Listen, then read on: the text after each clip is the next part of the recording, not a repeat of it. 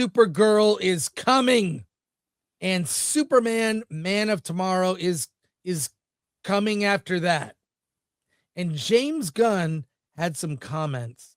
I know you have notes for this story, Yes. Alan. He admits that Superman and Lex Luthor are based on himself. What? Tell me about this. Well, James Gunn frames Man of Tomorrow as an intensely personal story built around the relationship between Clark Kent and Lex Luthor. Rather than treating them as simple hero and villain, he sees them as opposing forces that both live inside him. I relate to both of them, he says. He connects Luthor's ambition and obsession, and also to Superman's belief in people and Midwestern values. The film leans into that contrast, positioning the two characters as philosophical opposites rather than physical adversaries. They're two sides of me. Instead of focusing on spectacle first, Man of Tomorrow is rooted in character psychology and ideology. The conflict isn't about power, but it's about how each man sees the world and humanity itself. By centering the film on Clark and Lex's shared humanity and divergent paths, Gunn signals a Superman movie that is less about redefining the character and more about reframing him emotionally, grounding the mythology in personal belief, ambition, and moral choice. In Gunn's telling, Man of Tomorrow will become Superman's story that's intimate at its core, even as it plays out on the grand scale. Yeah, I just I don't know. I'd love to hear that it's inspired by maybe some classic story or myth or whatnot. And, I think the best mainstream movie that James Gunn has made is the first Guardians of the Galaxy.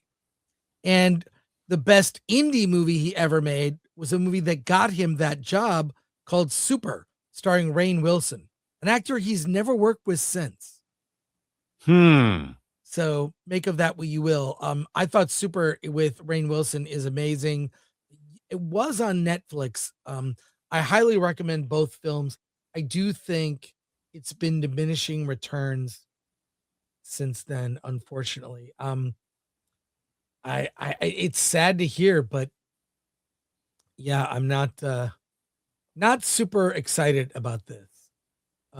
It just I'd rather hear something like, it's based on classic storytelling or the first phase of DC was originally titled Gods and Monsters. Where is that? Well, a pandemic and I mean, certainly, look to his credit, he's willing to scrap bad ideas, or at least really bad ideas. Yeah, like The Authority. Yeah. I mean, if it's not working, it's not working. Gods and Monsters.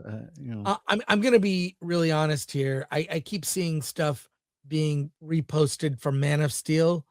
I can rewatch that movie anytime. I can't watch Gunn's Superman. It's not rewatchable. And it's very surface level. There's not a moment. I feel like Superman's not even the central character. It is an ensemble. And the best thing about Gunn's Superman is the casting. Very well cast. But to me, this just is James Gunn. I mean, the idea that this is a personal story. What James Gunn movie isn't a personal story to him? Guardians of the Galaxy, all three had an emotional story at the base of it. Even Suicide Squad or The Suicide Squad. Superman, certainly this. This is, look, I'll say it over and over again. The DCU, as you know it today, is the Gunverse, and it's all James Gunn. And sadly, you take it or you leave it.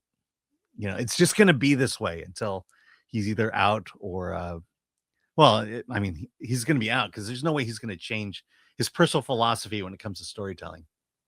Well, even in the Zack Snyder era, there were movies that were not that good, but it felt like it was building to something big.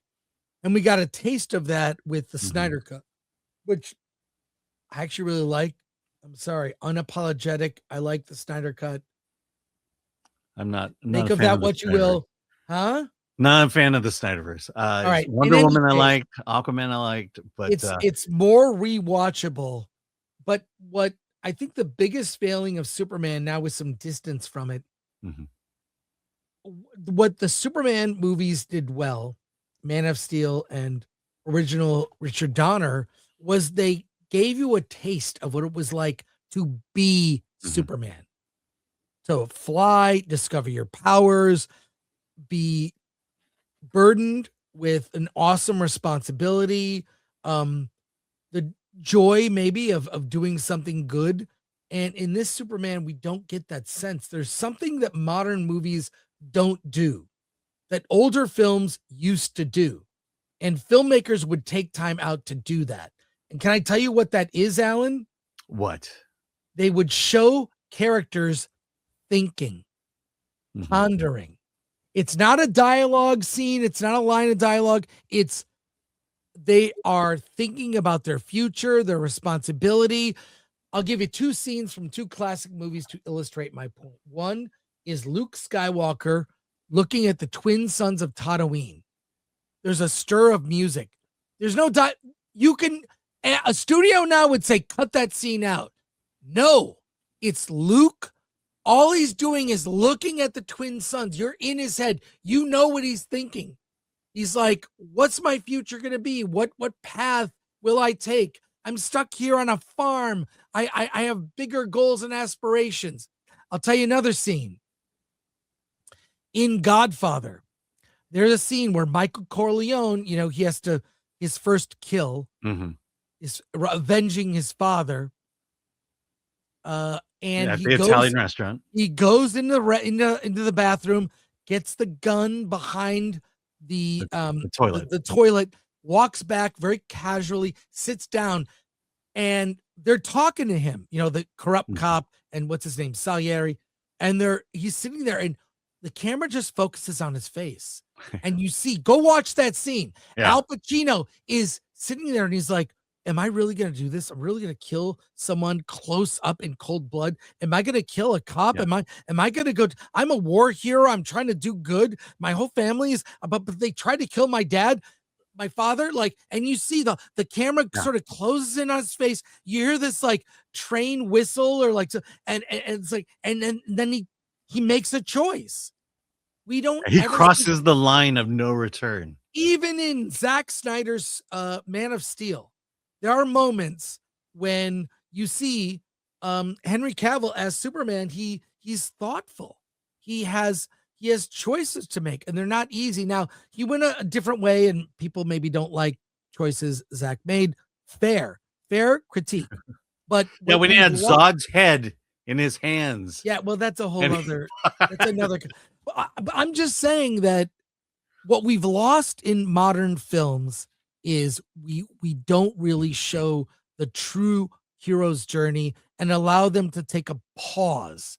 Everything's got to be this, and then this happens, and then this happens, and then this happens, and then this happens. well, Like it's give us a humanity. moment for characters to reflect. And that would be immediately a studio note. We don't have time for a character to stop and reflect.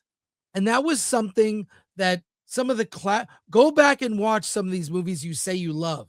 And Mhm. these are the scenes. No one points out these scenes as being important, and they're very important.